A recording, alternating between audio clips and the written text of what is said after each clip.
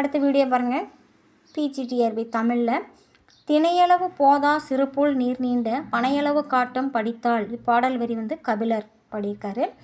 2வது கேள்வி, நீதி திருக்குறளை நெஞ்சார தம் வாழ்வில் ஓதி தொழு எழுகை ஓர்ந்து யார் கூற்று அப்படின்னா கவிமணி தேசிக விநாயகம் பிள்ளை. அடுத்தது 3வது கேள்வி, உள்ளுதோ உள்ளம் உருக்குமே வள்ளுவர் வாய்மொழி மாண்பு என்றவர் மாங்குடி மருதனார். 4வது கேள்வி, வள்ளுவரும் தம் குரல் பாவடியால் வையத்தார் உள்ளுவதெல்லாம் அளந்தார் ஓர்ந்து என்றவர் பரணர்.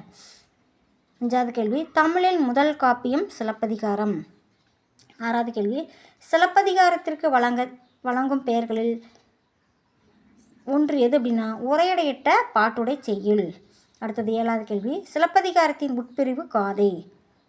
8வது கேள்வி, தேனிலே ஊறிய செந்தமிழின் சுவைதீரும் சிலப்பதிகாரம் என்று பாராட்டியவர் கவிமணி தேசிக விநாயகனார். 9வது கேள்வி, வரி என்பது இசைப்பாடல். இந்த வீடியோ உங்களுக்கு பிடிச்சதுன்னா லைக் பண்ணுங்கள், ஷேர் பண்ணுங்கள், சப்ஸ்கிரைப் பண்ணுங்கள்.